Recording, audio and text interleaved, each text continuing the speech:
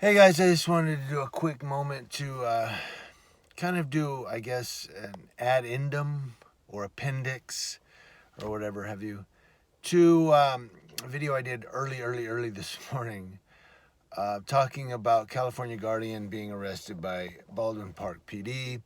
A lot of people are chiming in. Thank you for your comments. It really helps. I mean, this is a great discussion that we're having.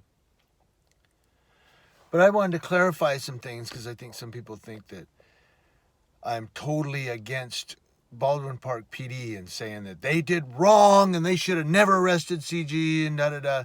And that's not really what I'm saying. Here's kind of, I just wanted to, maybe this will help clarify a little where I'm coming from. So if California Guardian was in violation of probation, i.e., if he's not supposed to have a knife, or if he's not supposed to have pepper spray, or he's not supposed to have something, and they do a probation compliance check at his home, if he's in violation, then he's in violation. And I like California Guardian, but if he's in violation, he's in violation. I mean, it's like Beretta said, don't do the crime if you can't do the time. Don't do it. Some of you will go, Beretta, who the fuck is that? I'm aging myself, guys. It's an old LAPD cop. He was a detective and he had a parrot on his shoulder. No, it was a cockatoo. It was a cockatoo, wasn't it? But don't do the crime if you can't do the time. Don't do it. Yeah, I get it. I mean, so yeah, if you're on probation and you have stipulations and you buttered your bread, you got to eat it, sort of a thing. But my concern was that he did a cop watch in Baldwin Park PD, and then 3 days later they do a compliance check in his home. Boom, hi, we're just here to check your probation, and he gets arrested. And my concern was that somebody watched his Baldwin Park PD cop watch and said, this guy lives in our jurisdiction, and he's on probation, and he's out there recording us. Let's go check this guy out. And my concern is, how many of us who are cop watchers here on YouTube or First Amendment auditors are the cops plotting against us?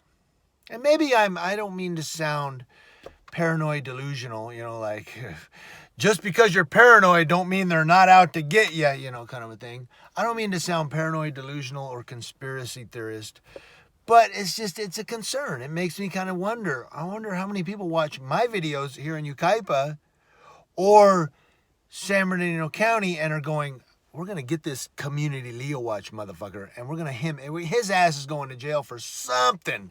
We're going to arrest him or whatever, you know what I mean? Kind of where it becomes a conflict. Like, I don't want to sound like an extremist, but it's almost like we're at war, where law enforcement officers are out there violating people's rights. Oh, they are, guys. They're shooting unarmed people. They're shooting naked veterans who have no weapons and lying about it. They're tasing people for no reason. They're tasing old women sitting on their hands. The cops are out there violating people. It's true. Not all cops. This is, if the shoe fits, wear it, Cinderfella. And so cop watchers, us, we're out there recording you to keep you accountable and transparent. And my concern is how many people are watching our videos and plotting against us. It's kind of like a us versus them. And now, we're going to get that knock on the door. Hi, police. What the fuck did I do? Oh, you recorded me 3 days ago.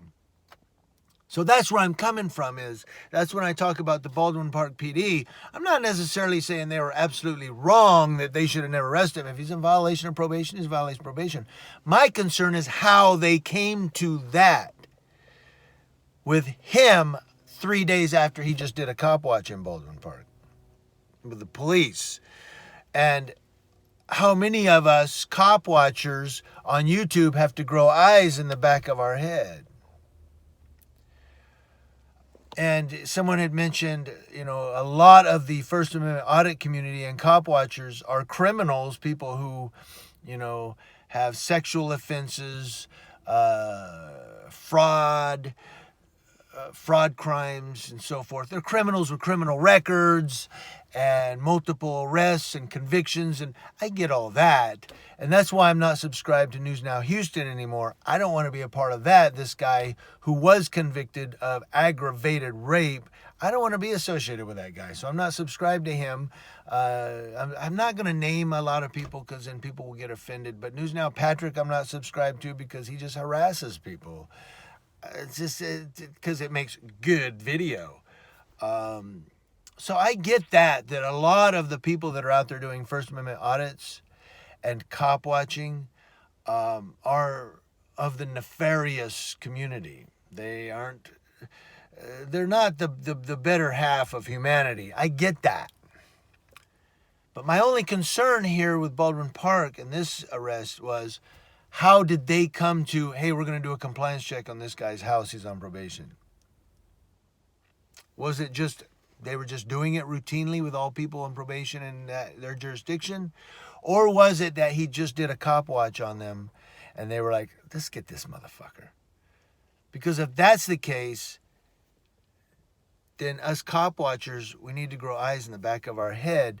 We need to be very careful. We need to walk on eggshells when we're out there cop watching. Don't give them any opportunity. Should be obeying the law anyway.